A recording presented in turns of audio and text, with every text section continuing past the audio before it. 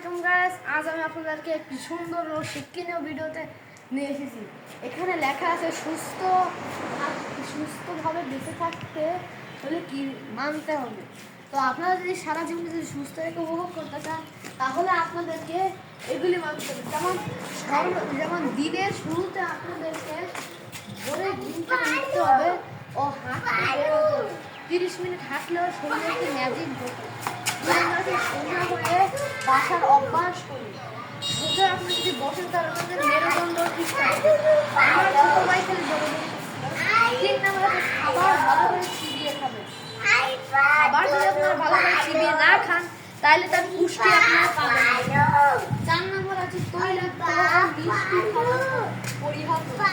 অর্থাৎ তেল ও মিষ্টি খাবার কম খেতে এখানে বলা হচ্ছে। যদি বেশি খান তো আপনার শরীরের বেশি ক্ষতি হবে। আর এখানে গাড়ি থাকলেও হেঁটে চলুন, কারণ আপনারা যত হাঁটবেন আপনাদের পায়ের শক্তি তত বাড়বে। আরও আছে প্রতিদিন সবুজ সবজি ও ফলমূল খাবেন। যদি আমরা সবুজ সবজি ও ফলমূল খাই তাহলে আমাদের শরীরে প্রোটিন ও শক্তিগুলি বাড়বে। ঘরের কাজ নিজেই করুন। ঘরের কাজ নিজের কাজ করে একদিকে ভালো আর একদিকে সুস্থতা কাজ নিয়ে ব্যস্ত থাকা বলা হচ্ছে, কারণ বেশি কাজ নিয়ে বেশি ব্যস্ত থাকতে হবে, তাই আপনারা ব্যস্ত থাকবেন। শোয়ার সময় ঢিলে ঢালা পোশাক পরে।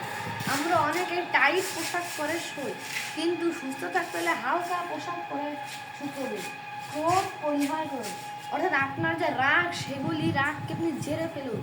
রাগ করবেন না, রাগ করলে মানুষ ছোট ভাই শুধু বলতেছিল ওই দিকে হেলিকপ্টার আছে তাই কথা বার্তায় সংযমী হোক। অর্থাৎ যেখানে বেশি কথা বলা হবে সেখানে আপনি কম কথা বলুন, কিন্তু কাজ জমিয়ে রাখবেন না। অর্থাৎ আমরা অনেকেই আছে ভাবি কাজ একটু পর করবো আর একটু পর করবো, এরকম করতে যাবে সব কাজ যখন জমে যায় তখন আমাদের অনেক কষ্ট হয় কাজগুলো করতে। তো একটা কাজ এক এক সময় কাজ করলে কাজগুলি আপনাদের সহজ হবে। নিচে লেখা আছে মানুষকে বিশ্বাস করতে শিখুন। আমরা অনেকেই মানুষকে বিশ্বাস করি না, কিন্তু মানুষ যা বলে তা সত্যি, তাই আমরা মানুষকে বিশ্বাস করি। লিখেছে সৎ কর্ম করুন, সৎ পথে চলুন। অসৎ পথে চললে বিপদ হবে ও অসৎ পথে চললে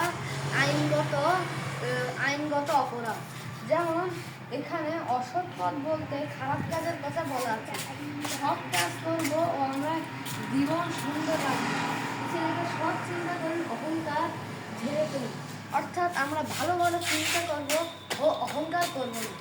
তো এখানে 15টি বাক্য লেখা আছে। 15টি বাক্য যদি আপনারা সারাদিন অ্যাপ্লাই করেন তাহলে আপনার দিনটি সুন্দর যাবে আর জীবনে ব্যবহার করে জীবনে সুন্দর যাবে। তো আজকের মতো আপনারা ভালো থাকবেন। আসসালামু আলাইকুম।